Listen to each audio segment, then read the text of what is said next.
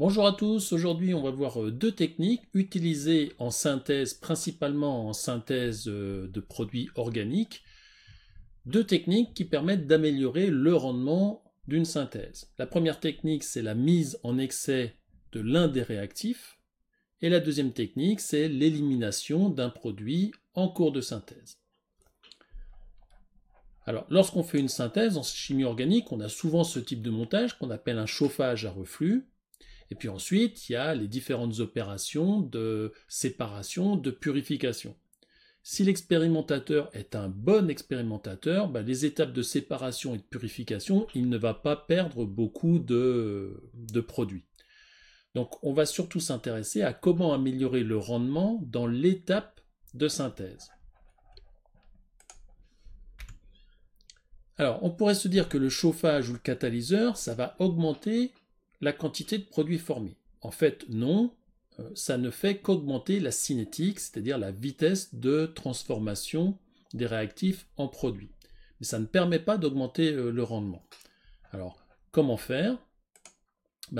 On voit par exemple ici que le catalyseur ou la réaction sans catalyseur, ça va permettre d'atteindre le même état final, mais ça n'augmente pas le rendement. Alors, comment faire? Eh bien, première technique, on va mettre un réactif en excès, en large excès.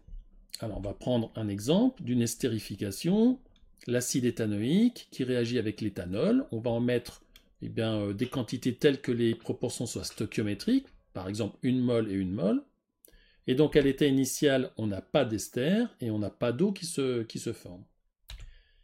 À l'état final, il s'est formé une certaine quantité, l'avancement final, d'ester. Il s'est formé la même quantité d'eau, et donc il reste ces quantités-là d'acide et d'alcool. Il se trouve que ces réactions d'estérification ont un rendement de 67% environ.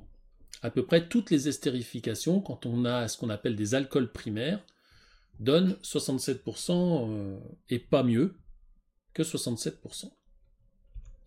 Alors l'idée, c'est de jouer sur la constante d'équilibre.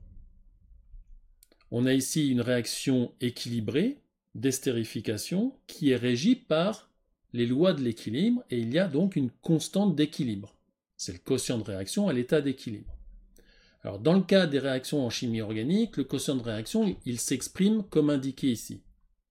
Et là, on voit que cette constante d'équilibre vaut 4. Alors, c'est une constante. Ça veut dire que ça vaut 4, ça vaudra toujours 4. Bon, à condition que la température soit de, par exemple ici, 70 degrés.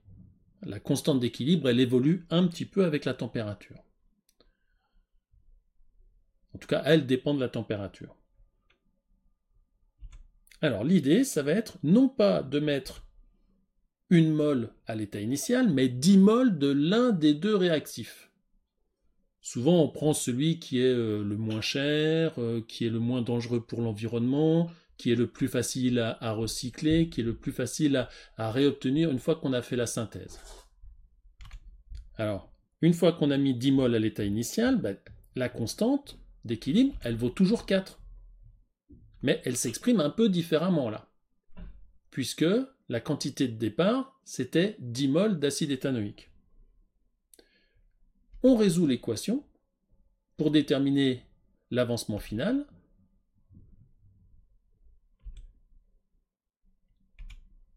On résout cette équation du second degré, on a deux racines, xf1 et xf2, et on a une des racines qui vaut 13,7. Alors c'est impossible parce que l'avancement maximal, il vaut 1 mol, puisqu'on a 1 mol d'alcool. Donc une fois que cette mol d'alcool a disparu, la réaction va s'arrêter. Donc l'avancement final ne peut pas valoir 13,7. C'est pas possible. Donc il ne nous reste qu'une seule solution. Et on voit que l'avancement final, il vaut 0,97. Donc là, on a grandement amélioré le rendement, puisque tout à l'heure, c'était 67%. On obtenait 0,67 d'avancement final. Donc on voit que par le fait de l'équilibre, qu'il y a une constante d'équilibre, et bien si on met un des réactifs en excès, et bien on augmente considérablement le rendement.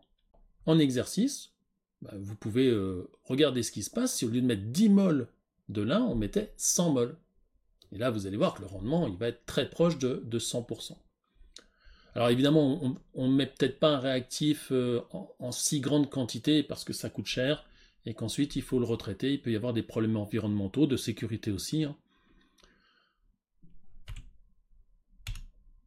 Alors la deuxième astuce, et celle-là elle est maligne aussi, c'est on joue sur le quotient de réaction et on s'arrange pour éliminer un des produits que l'on forme en cours de synthèse.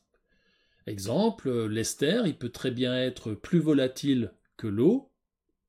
On élimine l'ester au fur et à mesure de sa formation par distillation.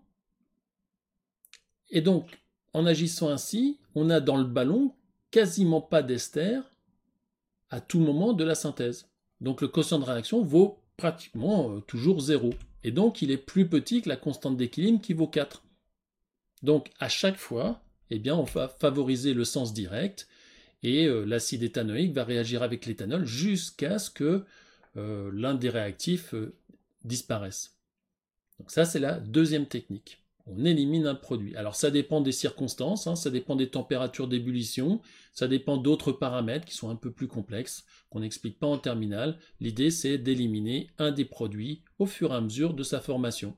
Alors de l'éliminer, mais éventuellement de le récupérer. Là, par exemple, si c'est l'ester qu'on élimine, c'est lui qui nous intéresse, c'est pas l'eau. Donc si on l'élimine, on le récupère dans le distillat. Voilà, c'est tout. À bientôt pour une prochaine vidéo.